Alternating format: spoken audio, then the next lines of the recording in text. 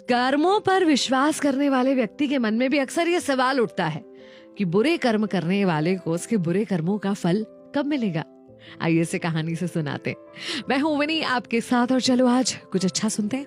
आपको सुनाती हूँ दो व्यापारियों की कहानी। एक परचून की दुकान वाला था और एक हलवाई था। आमने सामने दोनों की दुकान थी। वर्षों से वहां पर काम कर रहे थे वो लोग। अभी जो परचून का व्यापारी था ना, ये हमेशा से बहुत ईमानदार था। अपने ग्राहक हित के बारे में सोचता था। ईमानदारी से पूरा धर्म को फॉलो करते हुए अपना व्यापार करता था। वहीं दूसरी तरफ जो हलवाई था, बड़ा बेईमान अधर्मी आदमी था भाई। दूध में पानी मिला मिला के बेचता था, उसकी मिठाइयां बनाता था, काफी नकली चीजें बेचता था और ज्यादा मुनाफा कमाने के लिए जो कुछ भी वो कर सकता था ना, वो सब कुछ वो करता था। अब परचून की दुकान वाला ये देखता रहता था और उसके मन में ख्याल आता था कि बताओ यार, मैं तो साधारण ही रह गया और ये सब कुछ करके अमीर आदमी बनता जा रहा है, लगातार बहुत धन कमा रहा है, क्यों ऐसा। अब जब मन में सवाल बहुत ज्यादा उठने लगा तो उसने सवाल लोगों से पूछना शुरू किया। कुछ धर्मात्माओं से, साधु संतों से सवाल करता वो कि बताइए ना ऐसा क्यों। उसे सेटिस्फैक्टरी जवाब, संतुष्ट करने वाला आंसर अभी तक मिला नहीं था।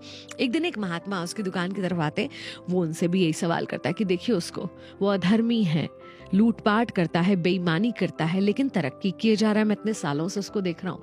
वही मैं हूँ, ईमानदारी से धंधा कर रहा हूँ तो धीरे धीरे आगे बढ़ पा रहा हूँ।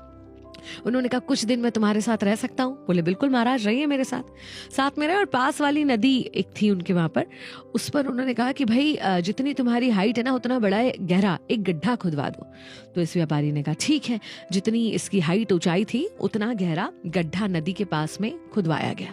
जब गड्ढा खुद गया तो इसे बोला कि अब तुम इस गड्ढे में उतर कर खड़े हो जाओ। ये खड़ा हो गया। उसके बाद लोगों से कहा गया कि भैया इस गड्ढे को पानी से भरो। अब कुछ 20-25 टोकरे भरकर पानी उसमें डाल दिया गया और पानी उसकी गर्दन तक पहुंच गया। अब व्यापारी को थोड़ा डर लगने लगा। उसने कहा कि अगर अब आपने 1-2 टोकरे और पानी इसमें डाला ना तो मैं इसमें डूब जाऊंगा। उन्होंने कहा कैसी बात कर रहे हो यार, 20-25 टोकरे पानी डाल दिया, उससे तुम्हें कुछ नहीं हुआ, तो 1-2 टोकरे से क्या होगा। बोले क्यों नहीं आप समझते, अभी तक तो पानी गले तक था ना, इसलिए कुछ नहीं हुआ, लेकिन अगर यहाँ तक आ गया तो मैं डूब जाऊंगा ना। तो महात्मा ने कहा ऐसा ही पाप का घड़ा होता है। जब तक आपने इतने पाप करे ना कि पाप का घड़ा यहाँ तक भरा है, तब तक पता भी नहीं चलता कि उसका अंजाम क्या होगा। लेकिन बस जैसे ही पाप का घड़ा भरने पर आता है और पानी सर के ऊपर पहुंच जाता है, तब पता चलते हैं उसके अंजाम।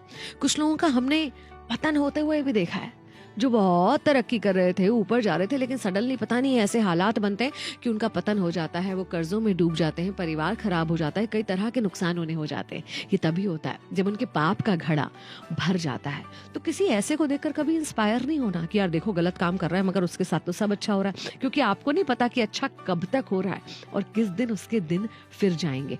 हमेशा सुखी तो वही रहेगा जो धर्मपरायण होगा, अधर्म नहीं करेगा और बेईमानी नहीं करेगा। मैं हूं विनी आपके साथ।